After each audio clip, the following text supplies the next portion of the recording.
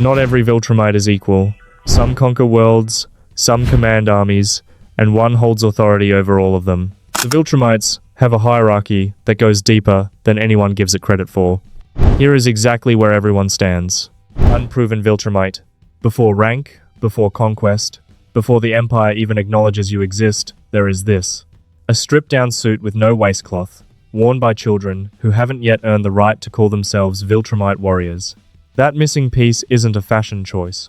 In a civilization where every thread of clothing is a statement of standing, the absence speaks louder than anything that could be added. It tells everyone around you exactly where you are, potential without proof, strength without verdict. You're being watched, and the Empire is still deciding whether you're worth keeping. From the earliest age, Viltrumite children are thrown into conditions that would break most species entirely. No parental protection, no safety net, no second chances. Young Nolan had to find his own food and shelter. The children introduced in Season 4 aren't there because someone believed in them. They're there because they were strong enough to still be standing. That is the only qualification that matters at this level. There is no protection and no second chances. You either prove you are worthy or you disappear. That incomplete suit quietly communicates vulnerability, expectation, and pressure all at once. Before a Viltrumite can represent the Empire with pride, they must survive, dominate, and prove they deserve to wear the complete symbol of belonging. Soldier. This is the foundation. The rank that the vast majority of Viltrumites across the entire series occupy, and the uniform most people picture when they think of the Empire: clean, white, and grey. The waistcloth in place. Simple, controlled, and completely deliberate. There are no unnecessary flourishes on this suit. No decorations, no loud signals of individual glory. A Viltrumite in the standard uniform is not being presented as unique or exceptional. But do not mistake uniformity for weakness. After the Great Purge eliminated the genetically unfit, and the Scourge virus killed nearly everyone who remained, every soldier still standing is by definition among the most physically capable beings their species ever produced. Characters like Lucan and Thula represent what this rank looks like in practice: capable, lethal, and completely unremarkable by Viltrumite standards. Commander. Above the standard soldier sits the commander, no longer just a warrior, but a leader. Commanders organize, direct, and deploy soldiers across conquest missions spanning the galaxy. They carry the authority to give orders, and in Viltrumite culture, that alone places them in a fundamentally different category from the rank below. Visually, the difference is intentionally subtle. Additional rings around the arms and slightly refined details distinguish these figures from rank-and-file soldiers. But the base suit remains fundamentally the same. The series never lays out an explicit path to commander, but the logic is consistent with everything else the Empire values. Conqueror. The Conqueror operates differently from every rank below. Where soldiers move in groups and commanders direct formations, the Conqueror works alone. They are dispatched to entire planets with a single objective: dominate, destroy, or force complete submission. No backup, no support structure. Just one Viltrumite against an entire world, carrying the full weight of the Empire's will. Their suits reflect this individual authority. The standard design is still present, but the Empire's symbol is displayed more prominently, almost as a mark of personal mandate. It is a subtle shift that carries real meaning. This is someone acting as the direct fist of the Empire, not simply a part of its army. Conquest is the ultimate expression of what this role looks like at its absolute extreme. 5,000 years old. A survivor of the Great Purge and the Scourge virus, though the virus cost him his right arm and right eye, both replaced with prosthetics, without a second thought. He describes himself plainly as the second strongest Viltrumite alive, and Thrag does not dispute it. Prior to encountering Mark Grayson, he had never failed to take a planet, not once. His function is that of the enforcer you send when everything else has already failed, deployed specifically to planets where the standard conquest has broken down, and the message needs to be delivered without any possibility of misunderstanding. One detail that is easy to miss in the comics: Conquest does not have a real name. Conquest is a title. Whatever he was called at birth has been lost to thousands of years of being exactly one thing. In a civilization that defines people entirely by their strength and their role, he has become nothing but that, and he is completely fine with it. Counselor. This is where the Empire's power structure makes one of its most important transitions from those who fight and lead on the battlefield to those who think, and govern for the entire civilization. Advisors are not frontline warriors. They analyze, plan, and direct the next phase of Viltrumite expansion, while everyone below them handles the actual fighting. Their attire reflects this shift. The suit stays close to the Viltrumite standard, but a longer skirt-like piece.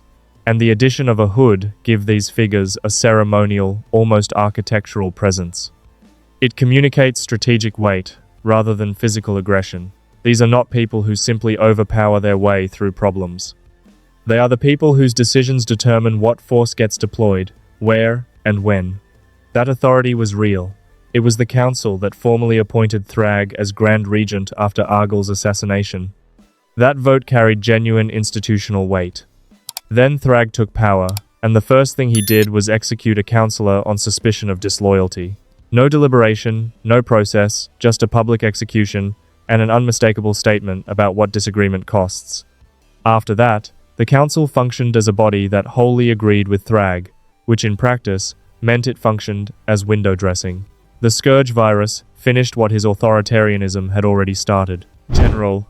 General is the highest formal military rank below the Empire's political leadership, and the most prominent holder of the title is General Craig. He is one of the more genuinely interesting Viltrumites in the entire series, precisely because he does not behave the way you would expect from someone operating at this level. Most Viltrumites lead with aggression and contempt. Craig leads with patience and calculation. He is calm. He thinks several steps ahead.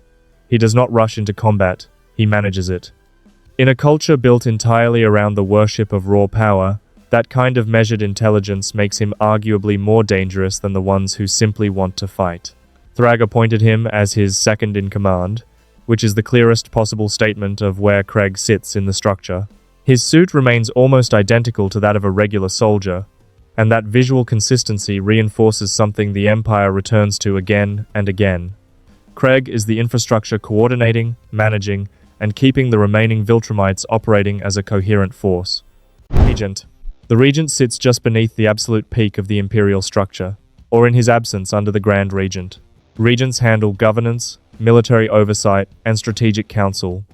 They are the most trusted figures in the Imperial apparatus, the direct extensions of supreme authority, and the clearest picture we have of what the position means in practice comes from Thrag himself, who held this rank under Argyl before everything changed. A regent is not simply an advisor sitting in a room. He participates in campaigns, has direct access to the ruler, and shapes the decisions that move the entire empire.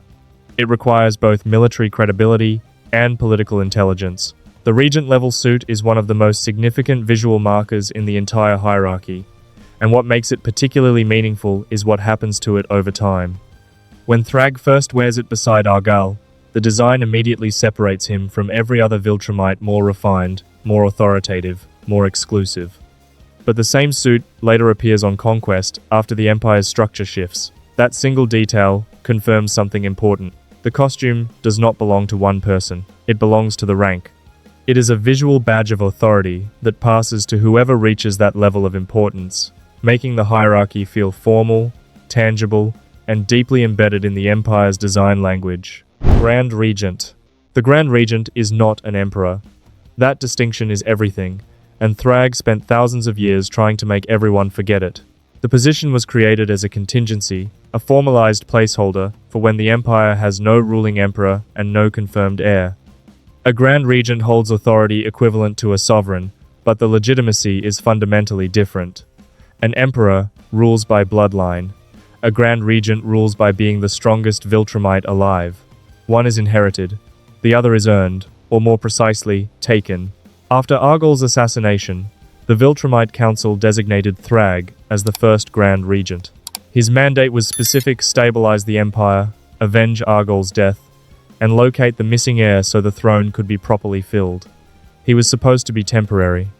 He was literally bred for the role, subjected from infancy to the most intensive combat conditioning the Empire had ever produced, rising through the ranks to become regent under Argyl himself. When Argyl died, Thrag was the obvious choice, and he knew it. The Grand Regent suit reflects exactly that tension. It closely resembles the Emperor's own design, broadcasting overwhelming dominance and command. But it is not identical. The logo color creates a deliberate boundary between Grand Regent and true Emperor, a built-in visual reminder that even near total control is not the same as ultimate sovereign identity. Emperor, the highest rank that has ever existed within the Viltrumite Empire, and in the entire history of the series, only one Viltrumite has ever legitimately held it. His name was Argol. Argol was not simply a ruler, he was the architect. Under him, Viltrumite society was formalized into the doctrine that would define the Empire forever: conquest, hierarchy, the systematic elimination of weakness. The belief that only the strong have the right to shape the future of the universe came directly from him. He did not just rule. He created the ideological blueprint that every Viltrumite leader after him would either follow or pretend to follow, and he was not simply a brute. The Emperor's suit reflects that absolute position at a glance. The Empire's familiar structure is all still present, but elevated with bright red and white authority. A regal cloak, grey hanging pants, and the Viltrum symbol displayed not as a badge of belonging, but as a statement of unquestioned rule. Ordinary soldiers wear the Empire, the Emperor embodies it. The Emperor's authority was absolute. No council could override him, no institution existed above him, and the title was tied to bloodline. Only direct descendants of Argol could ever legitimately claim it. Which is exactly why when Thaddeus assassinated Argol and fled the planet, he did not just kill a ruler. He shattered the only legitimate chain of succession the Empire had ever had, and left a vacuum that the entire back half of the story exists to resolve. The throne was empty, the heirs were missing, and everything that followed Thrag's rule, the Scourge virus, the Viltrumite War, Mark Grayson's entire arc traces directly back to that single moment when the Emperor fell, and no one qualified was left to take his place. The hierarchy Argol built thousands of years ago does not disappear when the Empire nearly destroys itself. If anything, it becomes more dangerous.